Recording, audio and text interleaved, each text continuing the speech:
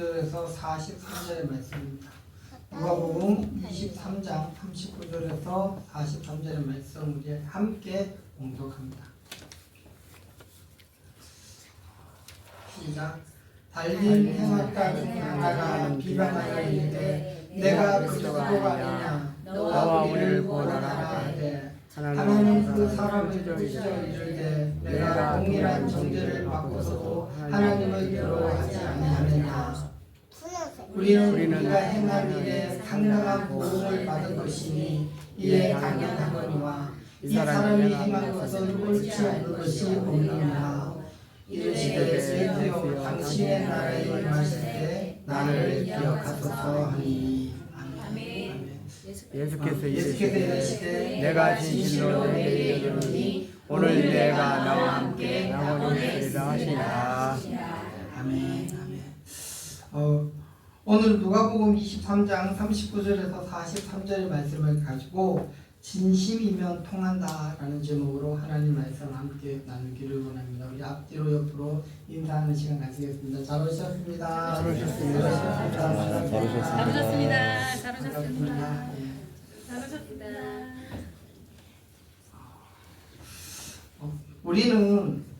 오늘 우리는 진심이면 통한다라는 제목을 가지고 하나님의 말씀을 함께 나누려고 합니다. 하나님은 언제나 그 사람의 진심을 보시는 분이십니다. 우리가 어떤 일을 하든지 하나님께서 보시는 것은 규모나 외형이 아니라 마음의 중심, 그 진심을 하나님께서는 보고 있습니다. 사람들은 말로 감동시키려고 하고 겉으로 화려하게 보이려고 자신을 치장하기도 하지만 하나님은 그 말의 이면, 그 행동의 중심에 무엇이 담겨져 있는가를 더 중요하게 보시는 거예요. 여러분, 그러면 진심이라는 것은 무엇일까요? 진심이라는 것은요, 가식 없고 계산 없는 마음을 우리가 진심이다라고 이야기합니다. 누군가에게 온전히 향하는 순수한 마음과 사랑의 마음을 이야기하죠. 진심이면은 자기의 유익이 아니라 상대에 대한 신뢰와 간절함이 그 속에 담겨져 있기 때문입니다. 여러분, 오늘 본문에 등장하는 한 사람, 바로 예수님 옆에 달린 한 강도는 인생의 마지막 순간에 그 진심을 보이는 사람입니다. 그는 자신의 죄를 인정하고 남은 숨으로 예수님께 자신의 마음 진심을 예수님께 드렸습니다. 그 짧은 한마디의 고백이 하늘에 닿아서 영원한 구원의 문을 여는 열쇠가 되었습니다.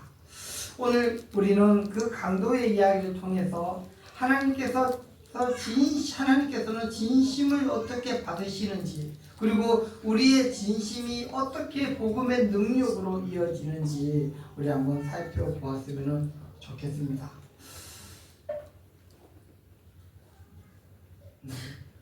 첫 번째는 죽음 앞에서 드러난 진심입니다. 예수님이 십자가에 달렸을 때 이미 밤새 재판을 받고 모욕과 고통을 당하신 후였습니다. 그분은 채찍에 맞아 온몸이 찢기고 피를 흘린 채 무거운 십자가를 지고 골고다 언덕까지 올라가셨습니다. 머리에는 가시관이 씌워져 있고 손과 발에는 굵은 못이 박혔습니다. 로마 군인은 십자가에 매달려 있는 예수님에게 긴 창으로 옆구리를 찔러서 물과 피를 다 흘리게 했습니다. 십자가 밑에 이 주변 사람들은 예수님에게 이렇게 외쳤죠. 너가 하나님의 아들이면 내려와 보라. 그렇게 외칩니다. 그렇게 조롱합니다. 네가 평소에 네가 하나님의 아들이라면서, 너가 구원자라면서, 그러면 너 왜 십자가에 매달려 있냐? 네가 진짜 하나님의 아들이며 내려와서 너가 하나님의 아들이신 것을 증거하라라고 사람들이 그렇게 조롱을 하죠. 예수님은 십자가에서 고통을 당하셨습니다. 예수님이 십자가에 달려 있을 때 양옆에 2명의 강도가 함께 매달려 있었습니다. 그중 한 사람은 여전히 세상을 원망하고 분노했습니다. 십자가의 아래에 있는 사람들처럼 예수님을 조롱했어요. 뭐라고 조롱했습니까? 내가 그리스도가 아니냐, 너와 우리를 구원해보라. 네가 그리스도며 십자가에 매달려 있지 말고 고통 속에 울부짖지 말고 너가 하나님의 아들이신 것을 증거해라 라고 그렇게 이야기합니다. 그럼 마지막까지 자신의 현실을 탓하면서 하나님을 시험했죠. 하나님을 조롱했습니다. 하지만 그 옆에 있던 한 강도는 다르게 이야기합니다. 그는 조용히 입을 열어서 이렇게 고백하죠. 하나는 그 사람을 꾸짖어 이르되 내가 동일한 정죄를 받고도 하나님을 두려워하지 아니하느냐. 우리는 우리가 행한 일에 상당한 보응을 받은 것이니 이게 당연하거니와 이 사람이 행한 것은 옳지 않는 것이 없다. 우리는 우리의 죄 때문에 십자가에서 죽는 것이 당연하지만 예수님에게는 죄가 없다라고 그가 그렇게 고백을 하는 거예요. 그는 자신의 죄를 인정했어요. 그리고 자신의 잘못을 숨기지 않고 고백했어요. 그리고 하나님 앞에 겸손히 고개를 숙였어요. 여러분, 그 순간 그의 마음속에는 진심이 피어나기 시작했어요. 그리고 그는 마지막에 예수님께 이렇게 간구합니다. 이르시되 예수여, 당신의 나라에 임할 때에 나를 기억하소서. 고백합니다. 그는 예수님을 왕으로 고백했어요. 십자가에서 달려서 피 흘리며 죽어가는 예수를 향해서 당신의 나라에 임할 때 나를 기억해 달라고 그렇게 고백을 합니다. 그는 예수님께서 죽음 너머에서도 살아계신 분임을 인정했어요. 그의 말에는 복잡한 교리나 기도문도 없었어요. 그냥 오직 진실한 마음으로 예수님에게 자기의 생명을 의탁한 것뿐이에요. 그때 예수님께서 이렇게 응답하십니다. 오늘 내가 나와 함께 낙원에 있으리라. 아멘. 오늘 너와 함께 낙원에 있으리라. 여러분, 우리 성경에서는 이것이 굉장히 놀라운 복음이라고 해요. 놀라운 복음. 여러분, 그 강조는 자신의 죄로 말미암아 모든 생명이 끝났어요. 한데 그 마지막 순간에 자기의 진심을 하나님 앞에 올려드렸더니 그 진심이 하늘에 상달된 거예요. 그래서 그가 가진 것은 오직 하나, 진심뿐이었어요. 하나님이 그 진심을 어떻게 받으셨단 말이에요. 여러분, 하나님의 진심이 통하듯 육신의 부모의 진심도 동일하게 통합니다. 자녀가 아무리 사고를 치고 부모의 말을 듣지 않고 망나니로 부모의 속을 태울지라도 어느 날 자녀가 와서 엄마 나 미안해, 나 정말 잘못했어. 여러분, 이 말 한마디면 부모의 마음이 단순히 녹아 내리지 않습니까? 그 말이 서툴고 완벽하지 않아도 상관없어요. 그 속에 담겨있는 진심 어린 뉘우침은 부모들이 단번에 다 기억하고 알고 있지 않습니까? 부모는요, 그 자녀가 어디서 무엇을 했든 어떤 잘못을 저질렀던 지금 어떠한 상황이 있든지 상관이 없어요.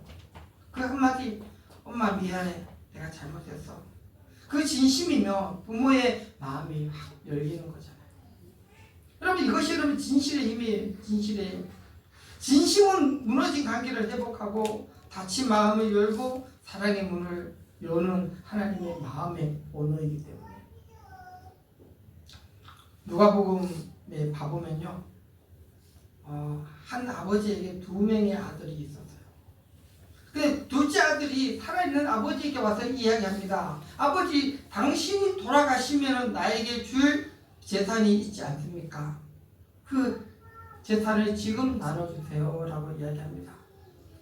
아버지가 그에 응답해서 재산을 나누어 주어요. 그가 그 재산을 가지고 아버지가 없는 먼 곳으로 그가 떠나갑니다. 성경에 뭐라고 하냐면 그가 먼 타국에서 허랑방탕하게 자기 마음대로 마음껏 즐기면서 그렇게 살았다라고 이야기해요. 근데요, 아버지께 받은 그 많은 재물이 얼마 가지 않아서 다 써버렸어요. 재물이 있을 때는 막 사람들이 옆에서 자기 아부하고 하더니 한 푼도 없으니까 어떡하죠? 다 그를 외면하고 버리는 거예요. 그런데 그 나라에 흉년이 들었어요. 사람들이 먹을 것이 없어요. 그러니까 어떻게 하죠? 이 아들이 돼지 우리에 가서 돼지를 치는 거예요. 근데 그러면서 너무 배고파서 돼지가 먹는 지역이면 돼지 먹이를 먹으면서라도 배를 채우려고 했는데 누구 하나 그 돼지가 먹는 지역 열매 하나 주는 사람이 없었더라라고 성경은 이야기합니다. 그 아들이 생각해요. 우리 아버지 집에는 먹을 것이 많은데 종들도 풍족하게 먹는데 나는 여기서 줄어드는구나. 그렇게 하면서 이렇게 해요. 내가 아버지께로 돌아가야겠다. 아버지께로 돌아가면 내가 뭐라고 이야기하지? 라고 생각하면서 성경에는 이렇게 이야기합니다. 아들이 이르되 아버지 내가 하늘과 아버지에게 죄를 지었사오니 지금부터 아버지의 아들이라 일컬음을 감당치 못하겠다.